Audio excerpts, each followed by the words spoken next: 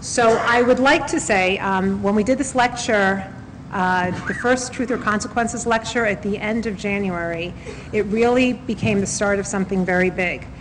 At the end of that discussion, I made the point that democracy is a process, and the reason these lectures began, or the concept of these lectures began, was because people started recognizing more and more of the problems confronting Armenia. The point I made then is democracy is a process, but it's always evolving. But any democracy, anywhere in the world, needs an engaged people. And in the case of Armenia, we need an engaged diaspora, because as you'll see from the Policy Forum Armenia speech paper that we're going to use as the foundation for tonight's discussion, the diaspora is very much a part of the Armenian nation.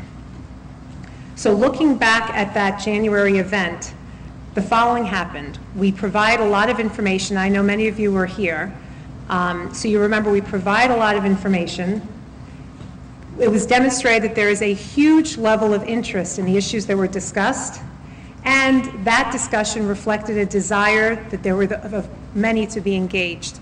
Each of us has a different level of engagement that we're seeking, but there is that desire to be engaged. The impetus behind Truth or Consequences, and your interest and demand has in fact created a series of these lectures, was an injustice that was perpetrated on an American citizen who was doing business in Armenia.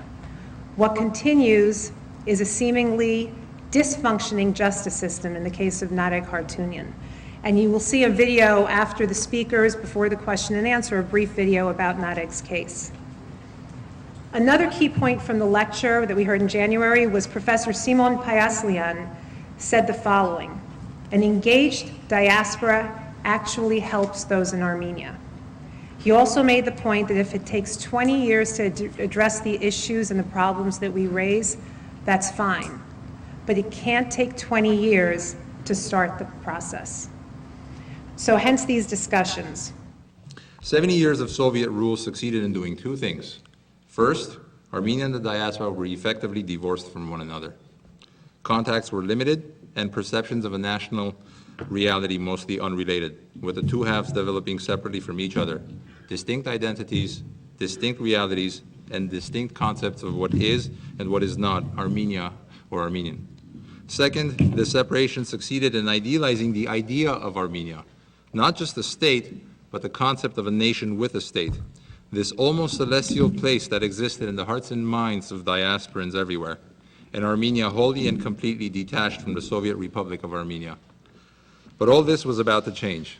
Almost overnight, the distant myth of independence was unfolding before the eyes of the diaspora.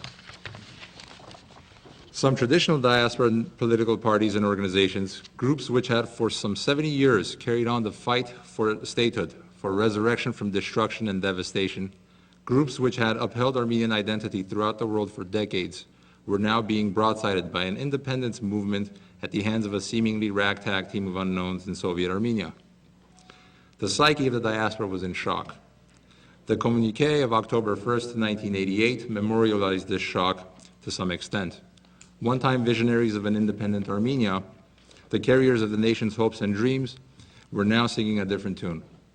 They called for caution, urging their brethren in Armenia and Artsakh, and this is a direct quote, to forego extreme acts and some radical calls and expressions that could unsettle the good standing of our nation in its relation with the higher Soviet bodies. The reaction from Armenia was equally emotional. Discounting the reasons for the disconnect and shock experienced by the diaspora, cries of betrayal were quick to be heard. The equation, however, was not so simple and did not stop there.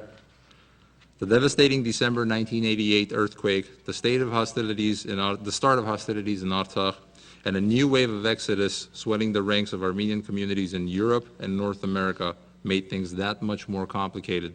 Then 2008 rolled around. It quickly became evident that despite the uptick in interaction, improved availability of information, and the benefit of 3 Armenia diaspora conferences, in some 20 years, things hadn't really changed all that much in terms of Armenia diaspora relations. The presidential election of February 2008, in effect, removed the Band-Aid from the gash. Unlike 1988, the events on and after February 19, 2008 were well known to the diaspora thanks to social media and the availability of the internet.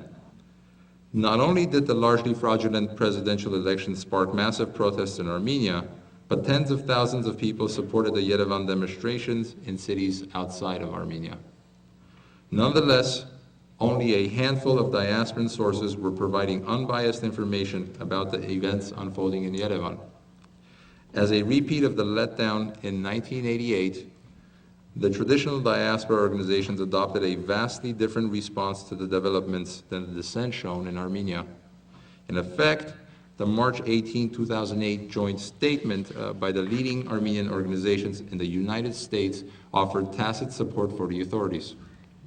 The statement failed to address violations of basic democratic principles and fundamental human rights, and effectively neglected those who were subjected to these egregious violations. While some diaspora-based groups did voice concerns, the leading diaspora organizations chose to become bystanders while Armenian civil society was being stripped to its core. With strong efforts to suppress any disagreement with Armenian authorities in the diaspora, leading organizations acting in conjunction with the representatives of the state made sure statements made to the public were consistent with the position of Yerevan, placing the blame with the opposition for the largely state-sponsored events culminating in death and destruction. Of course, nation-state relations is a two-way street. Armenia shoulders its share of the burden here as well. Cordial and considerate in rhetoric, official Yerevan has at times discounted the diaspora component in the formation and implementation of its foreign policy. Furthermore, whatever the reasons may be, the fact remains that the diaspora continues to demonstrate a rather poor understanding of the realities on the ground in Armenia. As pointed out earlier, traditional diaspora organizations persist in remaining apathetic to human rights violations faced by Armenian citizens. Of course, this complacency has the tendency of encouraging the authorities in continued abuses on the ground, since their brethren abroad are not willing to produce a credible warning as to the limits of what will and will not be tolerated in terms of human rights abuses and economic mismanagement. As for the Armenian state, while benefiting from diaspora lobbying efforts, Yerevan has not been very responsive to the diaspora's needs and requests and prefers to deal with prominent individuals as opposed to organizations. But enough with what's wrong. Let's focus on what can be done and how this process can be set in motion today.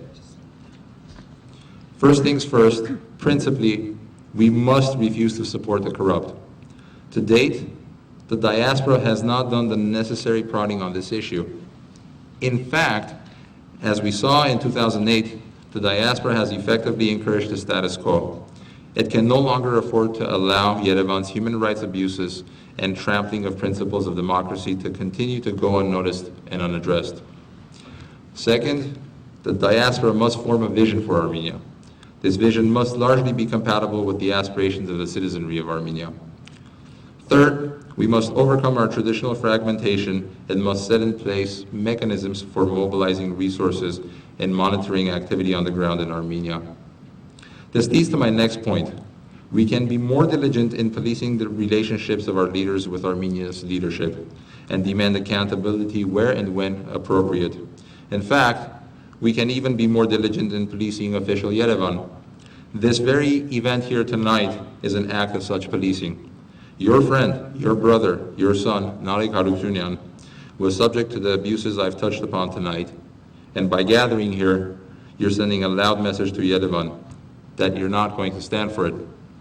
We must realize that the apolitical approach we tend to practice encourages the authorities in their continued abuses. If you don't believe me, just wait for the results of the upcoming parliamentary elections. In a country of arguably less than 3 million people, the Central Election Commission just a few weeks back announced that there are 2,485,000 eligible voters. How is this possible? I don't know. But then again, I'm sure neither do the authorities back home. Simply put, we all need to act. Whether you agree with the criticisms and suggestions offered in this report or not, you'll be hard-pressed to argue that in the preceding 20 years, we've maximized the inherent potential of both the diaspora and the Republic of Armenia as a nation. We have not. Because we have not, we risk jeopardizing both. We risk jeopardizing the welfare, if not outright existence, of the nation as a whole. We need not stand so close to this brink. We can move away from it if we want to. We should. Our ancestors would have tolerated nothing less. Our descendants deserve just as much, if not more. Thank you.